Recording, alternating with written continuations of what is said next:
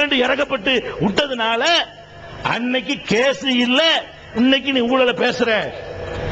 அதே மாதிரி ஜெயலலிதாவும் போய் இன்னைக்கு வாஜ்பாய் காலில் விழுந்திருந்தா கேஸ் இல்லாம போயிருக்கு. வாஜ்பாயத்தான் ஜெயலலிதா உள்ள வச்சாங்களே தவிர, அத்வானியத்தான் ஜெயலலிதா போலீஸ் தோட்டத்துக்கு வர சொல்லி காலில் விழ வச்சாங்களே தவிர, இந்த அம்மா அதுக்கு பாராட்டணும். உன்னைய மாதிரி போய் நக்கலைய கால அந்த அளவுக்கு கேவலமா நடந்து எவ்வளவு வலிமையான ஒரு இயக்கம் பாருங்க. இந்த திமுகவை 15 சீட்ல கொண்டாந்து நிறுத்தினாருங்க. எதுக்கு? வழக்க மட்டும் வாபஸ் வாங்கிருங்க தாயே, 25 உங்களுக்கு தர்றேன் அப்படின்னு சொல்லி நீ பேரம் பேசினதுனால ஊழல் வழக்கிலிருந்து தப்பிச்ச. இன்னைக்கு ஊழல் பேசுறியா நீ? அன்னைக்கு தண்டிக்கப்பட்டு இருந்தால் அரசியல் வாழ்க்கை உனக்கு அஸ்தமிச்சு போயிருக்கும். இதெல்லாம் மக்களுக்கு தெரியாது நினைச்சுக்கிட்டு இருக்கிறியா? அவ்வளவு வேணாமே, அவ்வளவு வேணாம். அந்த கதையெல்லாம் யாருக்கும் தெரியாது, பழைய கதை. புதுசாக பேசுவோமா? ஊழல் எல்லாரும் பண்ணிருக்கிறாங்க. ஊழல் பண்ணாட்டி அரசியல் இருக்க முடியாது. அதான் எங்களுக்கு நல்லா தெரியும். நாங்க யாரும் பண்ணலன்னு சொல்ல மாட்டோம். தாமுக பொறுத்த வரைக்கும் யாரும் பண்ணலன்னு சொல்ல மாட்டோம். தேனை எடுத்தா புறங்க நக்குவான், அளவு கொஞ்சம் கூட குறைய இருக்கும். அப்படித்தான் போய் பார்க்கணுமே தவிர, நான் ஊழல பஞ்சாயத்து போர்டுல தேர்ந்தெடுத்த ஒரு வார்டு மெம்பர் பண்றான், ஒரு எம்எல்ஏ பண்ண மாட்டானா, ஒரு எம்பி பண்ண மாட்டானா? பண்ணுவான். பண்ணாட்டி ஏங்க 7 கோடி 10 கோடி எம்பிக்கு செலவழிக்கிறான். அப்ப வீட்டு காசை பிடிச்ச பைத்தியமா அவனுக்கு சம்பாதிப்பான். அது இருக்கட்டும். ஆனா என்ன பார்க்கலாம்? யாரு கூட யாரு குறையன்னு பார்க்கலாம். அதைத்தான் இன்னைக்கு பார்க்கலாம். அப்படி பார்த்தோம்னா ஜெயலலிதா பெரிய ஊழல்வாதியாக இருந்தால் தமிழகத்திலேயே ஜெயலலிதா தான் பெரிய பணக்காரியாக இருக்கணும். இன்றைக்கு கருணாநிதியை சொல்ல சொல்லுங்க மேடை போட்டு. தமிழ்நாட்டில் இருக்கிற செல்வந்தர்களையே முதல் செல்வந்தர் ஜெயலலிதா சொல்ல முடியுமா கருணாநிதிக்கு? இந்த வாஜ்பாய் இருக்கிற வருமான வரித்துறையினர் சொல்ல முடியுமா? அற்ப 65 கோடிக்கு வழக்கு போட்டு வச்சுக்கிற. இதான் வேற ஒண்ணும் இல்ல. ஜெயலலிதா தமிழ்நாட்டிலே பணக்காரி கிடையாது. கருணாநிதி யாரு? கருணாநிதியுடைய குடும்பம் இன்னைக்கு எந்த நிலைமை தெரியுமா? தமிழகத்திலேயே முதல் பணக்கார குடும்பம் கருணாநிதியின் குடும்பம். தமிழகத்திலேயா? அது ரொம்ப கேவலம் இருக்கு. அகில இந்தியாவிலேயே டாடா, பிர்லா, அம்பானி எல்லாம் ஒண்ணும் இல்ல. அகில இந்தியாவிலேயே கருணாநிதி குடும்பம் தான் பெரிய பணக்கார, முதல் பணக்கார குடும்பம். இந்தியாவிலேயா? ஆசியா கண்டத்திலேயே 10 பணக்காரர்களை தேர்வு செய்யறான். அதில் 6வது இடம் கருணாநிதி குடும்பத்துக்கு. ஆசியா கண்டத்திலேயே பெரிய ஆசியா கண்டம் எத்தனை நாடு சேர்ந்து பாத்துக்கிறங்க. ஆசியா கண்டம் தான் உலகத்தில் பெரிய கண்டம். கிட்டத்தட்ட 300 கோடி மக்கள் இருக்கிறாங்க. இந்த 300 கோடி மக்களை கொண்ட ஆசியா கண்டத்திலேயே பெரிய பணக்காரன் 10 பேரு. அதுல 6வது இடம் யாருக்கு தெரியுமா? கருணாநிதி குடும்பத்துக்கு. இருக்கிறத வச்சு பேசுவோமே, யாரு பெருசா ஊழல் பண்ணாண்டு? ஜெயலலிதா பண்ணி தமிழ்நாட்டிலே பெரிய பணக்காரி ஆக முடியல. மெட்ராஸ்ல கூட பெரிய பணக்காரி சொல்ல முடியாதுன்னு நினைக்கிறேன் ஜெயலலிதாவை. என்ன ஜெயலலிதாவுக்கும் கருணாநிதிக்கு உள்ள வித்தியாசம் என்னன்னா, இவரு பண்றது கமுக்கமா பண்ணுவார், அந்த அம்மா எல்லாம் தெரிஞ்சு போயிடும். இதான தவிர அளவுல எடுத்துக்கொண்டா ஒப்பிட முடியுமா? கருணாநிதியோட ஒப்பிட முடியுமாங்க? அந்த அளவுக்கு ஆசியாவிலேயே பெரிய பணக்காரர்கள் ஒருத்தரா இருக்கிறியே, இந்தியாவிலேயே டாடா, பிர்லா, அவன் இவனுக்கெல்லாம் மேல பெரிய ஆளா இருக்கிறியப்பா. எப்படி இந்த பணம் உனக்கு வந்துச்சு? நீ புர்ன சுல்தானுக்கு பேரனா சொல்லு. அப்படி என்ன வந்துச்சு சொல்லுவோம். உன்னுடைய கடந்த காலம் என்ன? நான் கடந்த காலத்தை கொச்சப்படுத்துறதுக்கு சொல்லல, பொருளாதாரத்தை பத்தி விமர்சிக்கிறதுக்கு மட்டும் சொல்றேன். உன்னுடைய கடந்த காலம் என்ன? நீ ஒட்டு பீடி அடிச்ச ஆள் தானே திருவாரூர்ல. உன் நிலைமை அதானப்பா. அடிச்சுட்டு போட்ட பீடி எடுத்து நீ அடிப்ப. அந்த அளவுக்கு கீழ்நிலையில இருந்த கருணாநிதி, உருட்டி வாங்கி ஆளுக்கு பாதி குடிச்சு கட்டிங் டீ அடிச்சுக்கிட்டு இருந்த கருணாநிதி, அவரே நெஞ்சுக்கு நீதியில எழுதுற மாதிரி ட்ரெயின்ல காசு எடுக்காம ரயில்ல கள்ள டிக்கெட் இல்ல கள்ள ட்ரெயின்ல ஏறி திரு ட்ரெயின்ல ஏறி வித்தவுட்ல போய் சென்னையில வந்து இறங்குனேன்னு அவர் எழுதி வச்சுக்கிறாரு. திருவாரூர்ல இருந்து சென்னைக்கு டிக்கெட் எடுக்க காசு இல்லாத ஒரு கருணாநிதி மெட்ராஸ்ல போய் இறங்கி 1.5 நாவுக்கு குடியரசு பத்திரிகையை தெரு தெருவா வித்து மாசத்துக்கு 3 ரூபாய் சம்பாதிச்சேன்னு அவரே எழுதி வச்சுக்கிறாரு. மாசத்துக்கு 3 ரூபாய் சம்பாதிச்ச கருணாநிதி என்ன தொழில் பண்ணி இன்னைக்கு ஆசியாவில் பெரிய அதிபரா போன? இந்த அரசியலை தவிர வேற என்ன தொழில் ஒன்று இருந்துச்சு சொல்லு பார்ப்போம். எல்லாம் ஊழல் இல்லையா? ஒழுங்கான ஆடிட்டர் வச்சுக்கிட்ட இந்த அம்மா ஒழுங்கான ஆடிட்டர் வைக்கலாம், தானே வித்தியாசம். ஒழுங்கான ஆடிட்டரை வச்சோம்னா கருப்பை வெள்ளையாக்கி தருவான், எதுக்கும் கணக்கு உண்டாக்கி தருவான். நீ தப்பிச்சுக்கிட்டு இருக்கிற இன்னைக்கு அந்த அவகாசத்தை பயன்படுத்திக்கிட்டு பழைய ரெக்கார்ட் எல்லாம் தொலைஞ்சு போச்சுங்கிற ஒரு தைரியத்துல நீ செய்யற.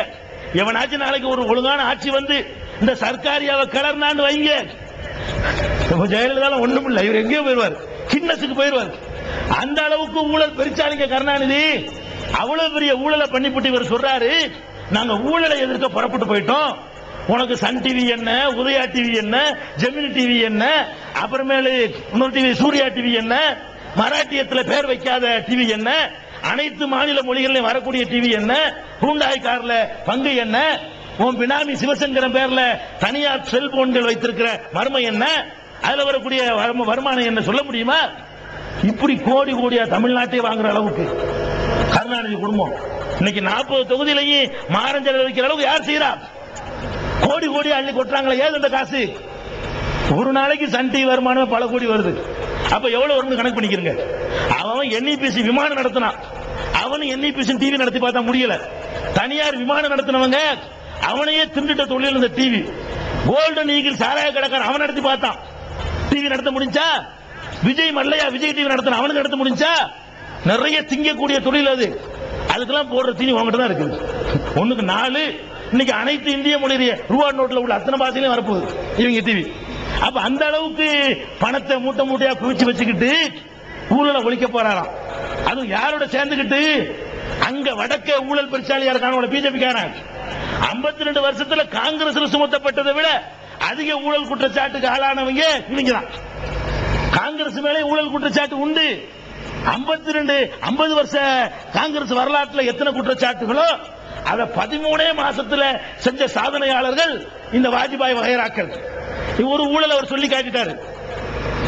தனியாருக்கு தொலைபேசி, இந்த கருணாநிதியுடைய பினாமி இருக்கார சிவசங்கரன், இந்த நாடார்களுடைய மெர்கண்டைல் வங்கி பம்மிய மெர்கண்டைல் வங்கிய அபகரிச்சு வச்சிருக்கிறாரு, அந்த ஆளுக்கு வேண்டி தள்ளுபடி பண்றாங்க. எவ்வளவு 50,000 கோடி. 50,000 கோடியை யாருக்கு தள்ளுபடி பண்றாங்க? இந்த பிபிஎல், சோத்துக்கு வழி இல்லாத பிபிஎல், ஸ்கை, ஆர்பிஜி, அடுத்த வேலை சாப்பாடு கஷ்டப்படுறாங்க இல்லங்க, இவங்களுக்கு தள்ளுபடி பண்ணிருக்கிறாங்க. அப்ப சும்மா எலி அம்மனத்தோட ஓடும், ஒரு காரணம் இருக்கும்ல. உனக்கு எவ்வளவு அதுல இன்னைக்கு வரைக்கும் பதில் சொல்ல முடியல. ராஜ்யசபையை கூட்டினா நாரி போயிரும். அது ஒரு ஊழல் அவர் சொல்லிவிட்டாரு. காபந்து அரசுல பண்ண அடுத்த ஊழல் என்ன? சர்க்கரை இறக்குமதி ஊழல். பாகிஸ்தானில் சர்க்கரை இறக்குமதி பண்ணிருக்காங்க. காங்கிரஸ் குற்றம் சுமத்தது, சர்க்கரை இறக்குமதியில ஊழல் வாங்கி ஊழல் பண்ணிருக்கிற, பாகிஸ்தான் பண்ணதுல நிறைய பணம் கைமாறி இருக்குது, அதிக விலை கொடுத்து வாங்கி இருக்கிற அப்படின்னு சொல்லி காங்கிரஸ்ல குற்றம் சுமத்துறாங்க. அதுக்கு என்ன பதில் சொல்லணும்? இல்லன்னு சொல்லணும். அல்ல காங்கிரஸ் சொல்றது பொய்யுங்கன்னு எதுக்கு எடுத்தாலும் கேஸ் போடுவோமா ரங்கராஜன் குமாரமங்கலம், இதுக்கு சொல்ல வேண்டியதானே? இந்த மாதிரி பொய் குற்றச்சாட்டு சுமத்தினால் கேஸ் போடுவோம் சொல்ல காணா. மத்திய அமைச்சர் சோம்பால் 4 நாளைக்கு முன்னாடி பேப்பருக்கு சொல்றாரு, காங்கிரசுக்காரங்க எந்த மாதிரி இறக்குமதி பண்ணாங்களோ அந்த மாதிரி தானே நாங்களும் பண்ணோம், எங்களை மட்டும் ஏன்டா சொல்லியிருக்கிறாரு. அர்த்தம் என்ன? மத்திய மந்திரி சொல்றாருங்க. மத்திய மந்திரி சோம்பால் என்பவர் சொல்றாரு, 4 நாளைக்கு முன்னாடி காங்கிரசுக்காரங்க எப்படி இறக்குமதி பண்ணாங்களோ அப்படித்தான் பண்ணணும், அவங்களும் பண்ணுனாங்க நாங்களும் பண்ணணும்னு சொல்றாங்க. தவிர பண்ணலன்னு சொல்ல பதில் சொல்ல வக்கில்ல. பரிசுத்தம் பேசுற. அதை விட RSS வார்த்தெடுக்கப்பட்ட மோகன் குருசாமி, RSS வார்த்தெடுக்கப்பட்டவன், சின்ன வயசுல பயிற்சி எடுத்தவன், அந்த கொண்ட நிதித்துறை இலாக்காவுக்கு செயலாளராக போடுறாங்க. அவர் உட்கார்ந்து பார்க்கிறாரு, நிதித்துறை இலாக்காவுல எக்கச்சக்கமான ஊழல்.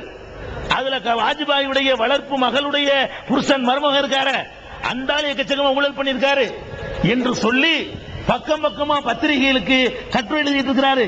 இந்த ஊழல் கதைகள் 50 வருஷ காங்கிரஸ் வரலாற்றில் கூட இல்லாத அளவுக்கு பெரிய ஊழல். 13 மாசத்துல இவ்வளவு பெரிய ஊழல் காலாய் நிக்கிறாங்களே, அவ்வளவு வேணாம். ஊபியில தெரியாத ஊழல். ஊபியில கல்யாண் சிங் இருக்காருலங்க, அவர் நாளைக்கு சாவ போற வயசுல உட்கார்ந்துக்கிட்டு அந்த ஆளு ஒரு சின்ன குட்டி குசுமுராயின்னு ஒரு பொம்பளை, அந்த பொம்பளையோட அவருக்கு ஒரு கனெக்ஷன். பத்திரிகை கிழிக்கிறானோ பிஜேபி காரனுக்கு ஊபியில துண்டு போட்டு தான் நடக்கிறானோ, அவமானத்துல அவமானம். இங்க இப்படி நடக்கிறானோ ஊபியில. இந்த கல்யாண் சிங் பண்ற வேலையினால பிஜேபி காரனுக்கு தலை நிமிர்ந்து நடக்க முடியல. இந்த குசுமுராயோட அடிக்கிற கொட்டமும், ஒரு நாளைக்கு குசுமுராயோட போய் தங்கினார்னு சொன்னா குசுமுராயோட அண்ணன் பணக்காரன போயிருவான். அடுத்த நாள் தங்கினா தம்பி பணக்காரன போயிருவாரு. அடுத்த நாள் போய் தங்கினாரு கல்யாணம் செஞ்சு மாமாக்காரன் பணக்காரன போயிருவான். ஒரு நாளைக்கு தங்கினா குசும்புராயுடைய ஒரு சொந்தக்காரனுக்கு ஏதாவது ஒன்று கிடைக்கும். அவன் கோடி கோடியா சம்பாதிக்கிறான்னு சொல்லி ஊபி பத்திரிகையெல்லாம் நாருது. பிஜேபி காரனுக்கு பொறுக்க முடியாம 30 எம்எல்ஏ டெல்லிக்கு ஓடி போயிட்டான். ஐயா இவனை வச்சுக்கிட்டு தாங்க முடியல, கேவலமா இருக்குது, இந்தாங்க ராஜினாமா பண்ணிடுறேன். நடந்துச்சா இல்லையா? இதுக்கு மேல ஊழல் வேணுமாங்க? ஒரு பொம்பளைக்காக வேண்டி ஒரு நாள் போய் அந்த பொம்பளைகிட்ட இந்த கிழமை சுகம் அனுபவிக்கிறதுக்காக வேண்டி எத்தனை லைசன்ஸ் கொடுத்திருக்கிறான், எத்தனை உறவினர்களை பணக்காரன் ஆக்கி இருக்கிறான். இவங்க வந்து பரிசுத்தமா அவன் மேல என்ன நடவடிக்கை எடுத்த? அவங்களோட சேர்ந்து கருணாநிதி பாருங்க 2 திருட்டு பையில சேர்ந்துகிட்டு ஊழலை ஒழிக்க போறாங்களாம்.